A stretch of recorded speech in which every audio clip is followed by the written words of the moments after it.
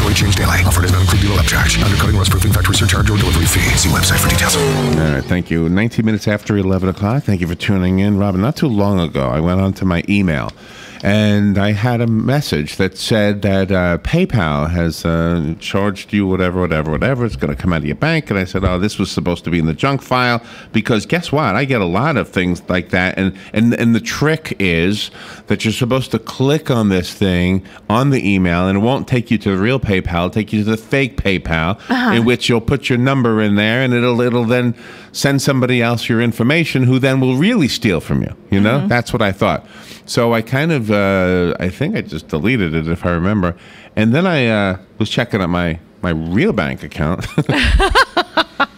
And I had some withdrawals of money. I had 5, as a matter of fact.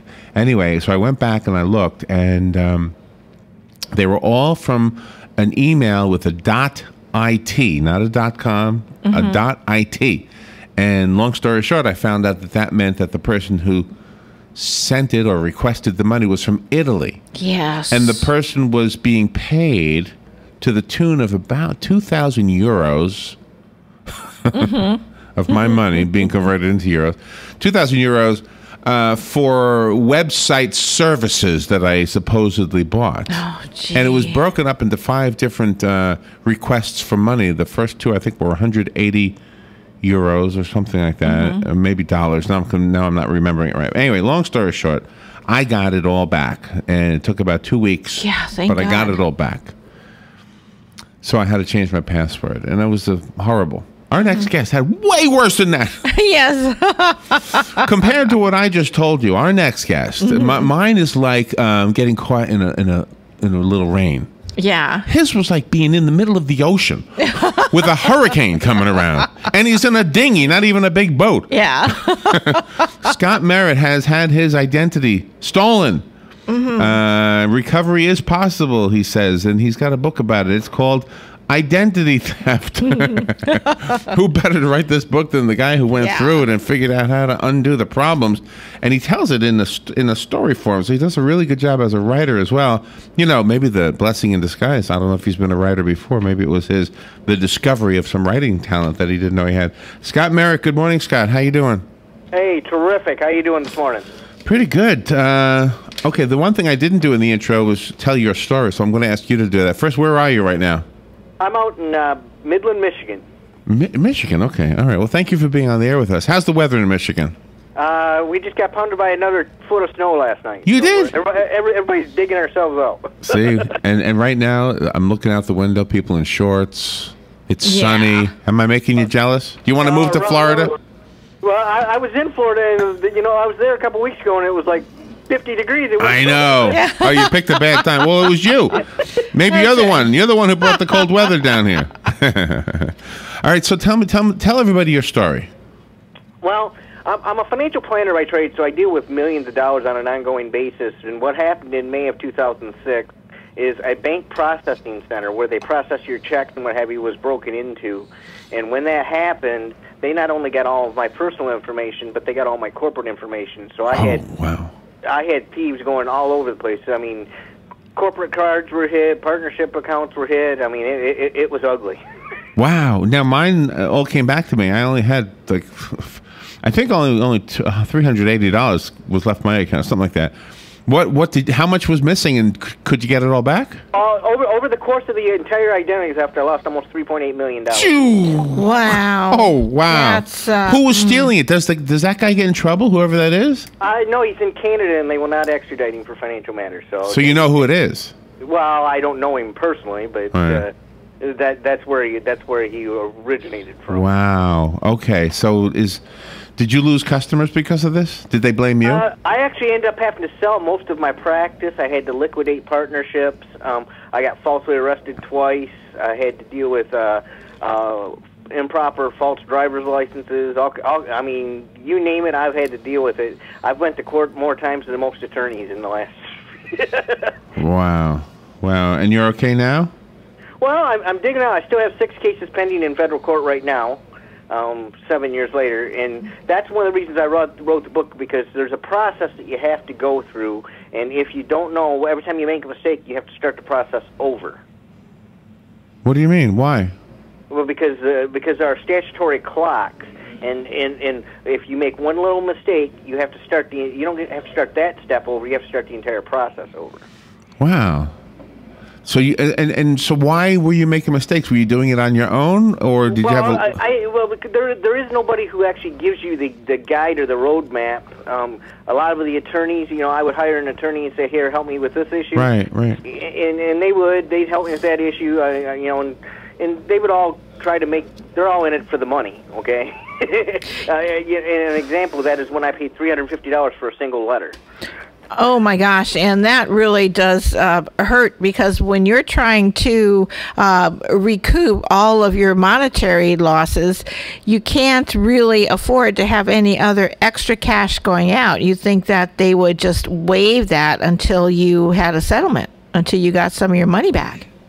Yeah, but see, in the deal of identity theft, you don't always get your money back. Sometimes when you win, you actually lose, because what happens is that damages are statutory in nature, and so even though on a particular case I might lose $5,000 or $6,000, the statutory fine is $1,000. So even sometimes when you win, you lose, but you still have to fight all the battles. Now that doesn't mean that's going to be the case in every instance, but there are many cases where you'll spend thousands to get your court costs and your $1,000 statutory, and you eat the difference.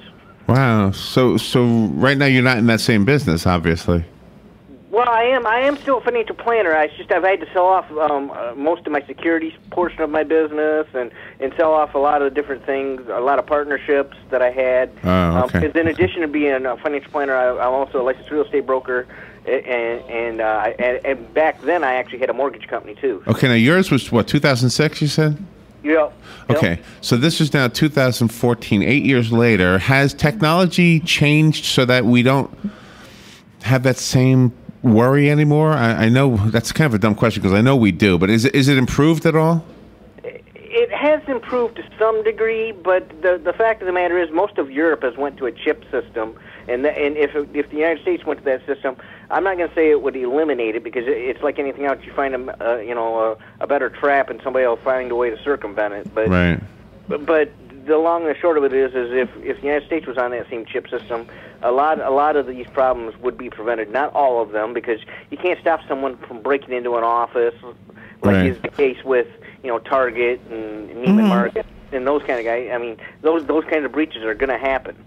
But what you're expressing in your book, you're expressing it to everyone, not just the people that have millions, but the people that are living paycheck to paycheck and have a savings for maybe their child's future or a new car or something like that. I mean, that hits them just as hard as if you were a millionaire.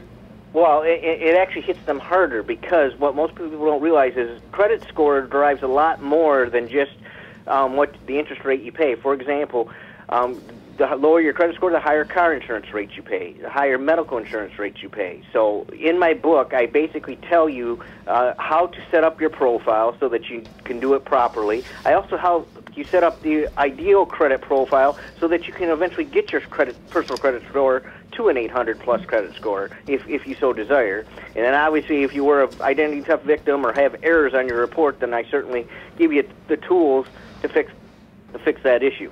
Oh, okay. Now, my thinking would be that if I had this happen, I would just go to the bank and they could take care of it. Why is that not true? Because the bank, it's not in their best interest to take care of it. And the reason why is unless you're dealing with a national credit card, if you're dealing with just your regular checking account, it does not have the same protections that your national credit card does. If someone fraudulently charges on your credit card, the most, and it's a national card, the most you can be out is $50. When it's your personal checking account, the amount that you could lose is unlimited. Oh, wow. Oh, that's a lesson right there. That's probably why Clark Howard always says buy things with your credit card, not with any other means, right? Right. Right. Yeah. You also bring up the do not call registry in your book. Absolutely. Yeah. What that does is it'll stop the telemarketing calls, number one, but number two, it will actually set it up so that only one piece of phone number is used for financial matters. And what that does is that prevents fraud. If someone opens an account in your name but uses a different phone number, it's easy to identify that it's fraud because it's got a wrong phone number. Same thing with address or a variation of your name. I know these sound like trivial things, but they do two things. One, they eliminate the possibility for fraud, but they also eliminate aliases on your credit report, which also lowers your credit score. Oh, okay. And then how about protecting your physical mail that you get in your mailboxes? Well, obviously, the more you can minimize that, the better you are. But if you're going to, and again, I'm not touting any particular company, but I actually use a mailbox service rather than having the mail at my personal residence, and then I go get the mail. And the reason why it costs me, $5 a month or $10 a month to do that. But even if I'm on vacation, I don't have to worry about someone going and getting the mail because they just hold it for me until I get back. And if I want the mail while I'm gone, for an extra $1 or $2, you can actually have them ship it to wherever you're going to be. Oh, wow. All right, so you told your story in the book, and it turns out you're a pretty good writer. Is this something new to you? Did you not know that about yourself? Yeah, I didn't know how that all actually kind of happened. Is when I was going through the real parts of the nightmare back in 2007, 2008, early 2006. My clients would say, "Well, how do I get this off my credit report? How do I get that off my credit report?" And so I kind of developed the letters that are in the back of the book, and so everybody kept asking me for those letters. So that's kind of how the book kind of came about. Oh, interesting. Well, I have a copy of the book, so let me give this one away so that one of our listeners can have it. Call me if you'd like the book. It'll be waiting for you here at the station. The rest of us have to go buy it. And Scott, how do we do that? Do you have a website? Certainly do. It's scottamerritt.com. And if you go to the website, certainly you can get the book, but I also have on there a free quiz that you can take, and it will actually walk you through what elements that maybe you do or do not have in your profile properly. Okay, excellent. So scottamerritt.com. Scott, thank you so much for being on the air with us, and have fun in that snow. Go build a snowman or something. I got to go take myself out. There you go. All right, we'll take a little break, and we'll be right back. Today in Florida Ag News from Southeast AgNet, the additional opportunity for Florida farmers and ranchers to apply for special conservation initiatives through USDA's Natural Resources Conservation Service is quickly coming to a close.